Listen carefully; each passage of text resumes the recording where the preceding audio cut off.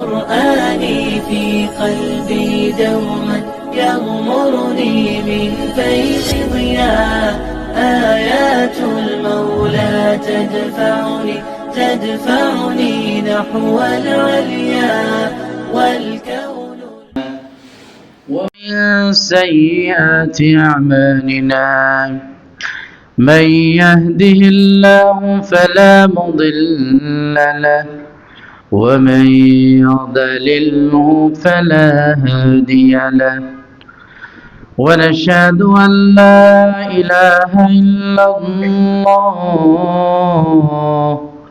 وحده لا شريك له ونشهد أن سيدنا وسندنا وحبيب ربنا وطبيب قلوبنا محمدا عبده ورسوله الذي أرسله إلى كافة الناس بشيرا ونذيرا وداعيا إلى الله بإذنه وسراجا منيرا صلى الله تعالى عليه وعلى آله وأصحابه وأزواجه وبارك وسلم تسليما كثيرا أما بعد فقد قال الله سبحانه وتعالى في القرآن المجيد أعوذ بالله من الشيطان الرجيم بسم الله الرحمن الرحيم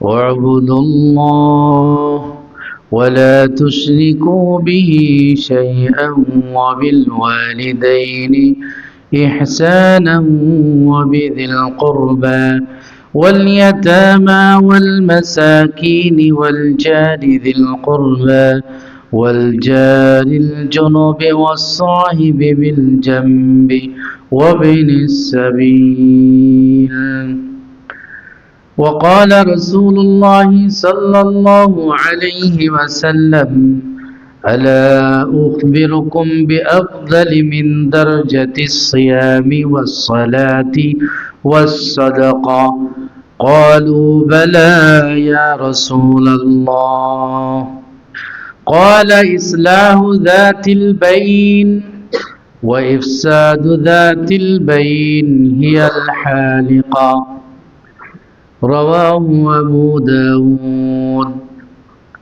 أو كما قال رسول الله صلى الله عليه وسلم صدق الله مولانا العظيم وصدق رسوله النبي الكريم ونحن على ذلك من الشاهدين والشاكرين والحمد لله رب العالمين উপস্থিত সম্মানিত মুসল্লিয়ান کرام মুআজ্জাজ ও মুহতারাম মুরব্বিয়ান ইজাম দিগার বিরাদারিন ইসলাম রব্বে করিমের অসংখ্য অগণিত ফজল দয়া রহম আমাদের উপরে যে আল্লাহ আমাদেরকে আজকে এই বৈরী পরিবেশেও মসজিদে এসে আল্লাহর ঘরে হাজিরা দেওয়ার তৌফিক দিয়েছেন সুযোগ করে দিয়েছেন এই জন্য শুকরিয়াতান বলি আলহামদুলিল্লাহ। আমি যে হাদিসটি পাঠ করেছি আবু দাউদ শরীফের হাদিস হযরত আবু দারদা রাদিয়াল্লাহু তাআলা আনহু থেকে বর্ণিত।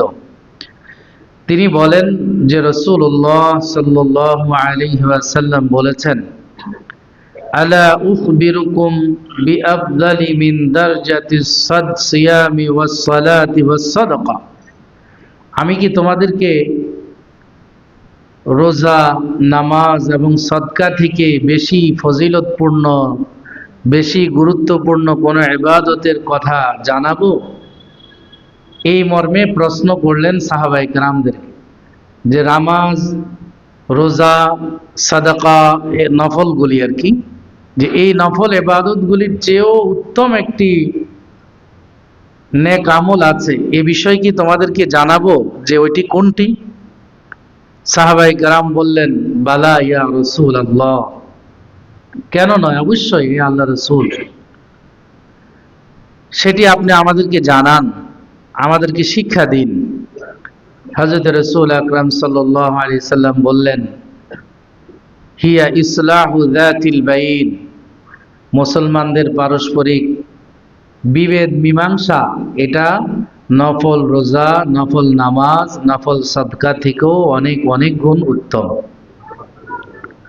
এরপরে রাসূল বললেন, ওয়া ফাসাদু যাতিল বাইন হিয়াল হারিকা,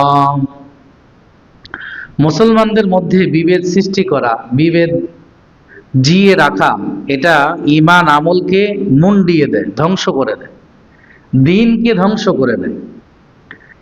হাদিসটি যিনি বর্ণনা করেছেন উনি হলেন বিখ্যাত সাহাবী হযরত আবু দারদা রাদিয়াল্লাহু তাআলা আনহু। হযরত আবু দারদা রাদিয়াল্লাহু তাআলা আনহু, ওনাকে হাকিমু হাদিহিল উম্মাহ, অর্থাৎ এই উম্মতের চিকিৎসক বলে আল্লাহ রাসূল তার উপাধি, তার পদবি দিয়েছেন। যে আবু দারদা রাদিয়াল্লাহু তাআলা আনহু হলেন উম্মতে মুহাম্মদীর হাকিম বা চিকিৎসক। রাসূলের বচন ভঙ্গিটা যদি আমরা লক্ষ্য করি, যে রাসূল বলতেছেন, আলা উখবিরুকুম বিআফদালি মিন দারজাতিস সিয়ামি ওয়াস সালাতি ওয়াস সাদাকা, যে আমি তোমাদেরকে বলবো কিনা, এরকম একটা প্রশ্ন ছড়িয়ে দেন, এরকম অনেক হাদিসের মধ্যে আছে। এটা দ্বারা রাসূলের উদ্দেশ্য হলো যে সাহাবায়ে কেরামের মধ্যে দ্বীনের আগ্রহ সৃষ্টি করা, দ্বীনি ইলম শিখার প্রতি, জানার প্রতি তাদের একটা আগ্রহ যেন সৃষ্টি হয়। এজন্য রাসূলুল্লাহ সাল্লাল্লাহু আলাইহি সাল্লাম এ ধরনের প্রশ্ন ছড়ে দেন, যে আলা উখবিরুকুম, তোমাদেরকে কি বলবো, সংবাদ দিব? কারণ দ্বীনের আগ্রহ সাহাবায়ে কেরামের মধ্যে উজ্জীবিত করা, সৃষ্টি করা রাসূলের গুরুত্বপূর্ণ একটি দায়িত্ব। যে দ্বীনের প্রতি তাদেরকে আগ্রহী করে তোলা, দ্বীনের বিধিবিধানের প্রতি তাদেরকে আগ্রহী করা, এটা রাসূলের একটা গুরুত্বপূর্ণ দায়িত্ব। আর কোনো মানুষের মধ্যে দ্বীন শিখা, জানা যখন আগ্রহ সৃষ্টি হবে, তখনই সে প্রকৃত অর্থে দ্বীন শিখবে, জানবে, বুঝবে। আর যদি অনাগ্রহী থাকে, কোনো আগ্রহ যদি তার মধ্যে না থাকে, তাহলে তাকে দ্বীনের কথা বলা আর হাওয়ায় উড়িয়ে দেওয়া অরণ্যে রোধন, অরণ্যে রোধনের মতো হইল আর কি। যে বাগানে যে আর বনে যে আপনি কাঁদলেন, আপনার এই কান্না জনমানব এর কারো কানেই যায়নি, কোনো উপকারও আপনি পাননি, অরণ্যে রোধন বলে, যে এরকম হবে। এই জন্য রাসূলুল্লাহ সাল্লাল্লাহু আলাইহি সাল্লাম সাহাবায়ে কেরামের মধ্যে দ্বীনের আগ্রহ, দ্বীন শিখার তলব সৃষ্টি করার জন্য এই ধরনের প্রশ্ন করতেন, এই ধরনের বলতেন, যেটি এই হাদিসের মধ্যে ঘটেছে। যে যেভাবে এই হাদিসের বর্ণনা বা বচনভঙ্গি আল্লাহ রাসূল তুলে ধরেছেন, যে আমি কি জানাবো কিনা তোমাদের। সাহাবায়ে কেরামের মধ্যে এরকম একটি জানার আগ্রহ, মানার আগ্রহ আল্লাহ রাসূল প্রত্যক্ষ করলেই তিনি দ্বীনের পরবর্তী কথাগুলি তাদেরকে শোনাইতেন। আর সাহাবায়ে কেরামের মধ্যে দ্বীনের আগ্রহ শতভাগ ছিল, শতভাগ ছিল, যে কোনোভাবে যেন আমরা দ্বীন থেকে বিচ্যুত না হই, কোনোভাবে যেন আমাদের এই দ্বীন থেকে আমাদের বিচ্ছুতি হয়ে আমরা যেন ধ্বংস না হয়ে যাই, গুমরা না হয়ে যাই, এ বিষয়ে সজাগ থাকতেন হযরত সাহাবায়ে কেরাম। আজকে তো আমরা সবাই বিভোর, আমরা সবাই নিদ্রায় শায়িত, যে কোথায় আমার দ্বীন, কোথায় আমার ইসলাম, কোথায় আমার ঈমান, এ বিষয়ে আমাদের কোনো খবরই আমরা এমন কথা, এমন কাজ করে বসি যে আল্লাহ রসুলের ভাষা, আল্লাহ রসুল বলছেন ইউসবিহু মুমিনান ওয়া ইউমসি কাফিরান, যে সকালে মুমিন তো বিকেলে কাফের। তার এমন কথা, এমন কাজ, এমন আকীদা বিশ্বাস লালন করে, বিকেলে সে কাফের হয়ে যায়। আবার ইউমসি মুমিনান ওয়া ইউসবিহু কাফিরান, বিকালে সে মুমিন, সকালে ঘুম থেকে ওইটা সে কাফের। এরকম একটা পরিস্থিতি বর্তমানে বিরাজমান। বহু মানুষ দিনের সামান্য স্বার্থে তার দিনকে বিক্রি করে দেয়, ইমানকে বিক্রি করে দেয়। দিচ্ছে কিনা ভাই? দিচ্ছে, হচ্ছে। আমাদের দেশে যে পরিমাণ খ্রিস্টান মিশনারি কাজ করে, শুধুমাত্র অর্থ সম্পদ মানব সেবা এর আড়ালেই তারা কাজ করে। এবং এদেশে যে এনজিও গুলি আছে, নন গভর্নমেন্ট অর্গানাইজেশন, ম্যাক্সিমাম হইল খ্রিস্টান মিশনারি কর্তৃক পরিচালিত। এদের মৌলিকভাবে দুইটি লক্ষ্য উদ্দেশ্য। একটি হলো যে এদেশের ধর্মপ্রাণ মুসলমানকে ধর্মান্তরিত করে খ্রিস্টান বানানো। 2 নম্বর হলো এদেশে রাজনৈতিক প্রভাব প্রতিপত্তি সৃষ্টি করা। এই দুইটা উদ্দেশ্যেই বড় বড় এনজিও গুলি কাজ করে থাকে। তো রাসূলুল্লাহ সাল্লাল্লাহু আলাইহি ওয়াসাল্লাম সাহাবায়ে কেরামের মধ্যে দ্বীনের আগ্রহ প্রকাশ করার জন্য এই ধরনের প্রশ্ন করেছেন। দেখুন এখানে রাসূল যেটা বলেছেন যে নফল রোজা, নফল নামাজ, নফল দান সদকা, যেটাকে আমরা সওয়াবের কারণ মনে করি, সওয়াবও বটে, কিন্তু এর চেয়ে উত্তম সওয়াবের কথা আল্লাহ রাসূল জানিয়েছেন। সেটা হলো যে দুইজন মুমিনের মধ্যে বা দুই দলের মধ্যে কোনো বিভেদ হইলে সেটা মীমাংসা করে দেওয়া এর চেয়ে বড় সওয়াবের কাজ। রাসূলুল্লাহ সাল্লাল্লাহু আলাইহি সাল্লাম অসুস্থ হওয়ার আগ পর্যন্ত মসজিদে নববীতে, মদিনায় থাকাকালীন মসজিদে নববীতে নামাজ পড়েননি, জামাতের সাথে নামাজ পড়ান নেই। এটা শুধু একবার ঘটনা ঘটেছে, একবার। অসুস্থ হয়েছেন যে কয়দিন, সেই কয়দিন তো হযরত আবু বকর রাদিয়াল্লাহু তাআলা আনহুকে দিয়ে নামাজ পড়িয়েছেন। সেটা একদম সর্বশেষ, সোমবারে ইন্তেকাল করেছেন, শনিবার রবিবার এই 2-3 দিনের মাঝে। কিন্তু যখন রাসূল সুস্থ ছিলেন, মসজিদে নববীতে একদিন নামাজ পড়াইতে পারেননি। সেটা শুধুমাত্র এই কারণেই ছিল যে মসজিদে কুবার আশপাশের এলাকায় যারা বসবাস করত তাদের মধ্যে একটু বিভেদ শুরু হয়েছিল। কোনো ব্যাপারেই তিনি মীমাংসা করতে গিয়েছিলেন রাসূলুল্লাহ সাল্লাল্লাহু আলাইহি ওয়াসাল্লাম। যে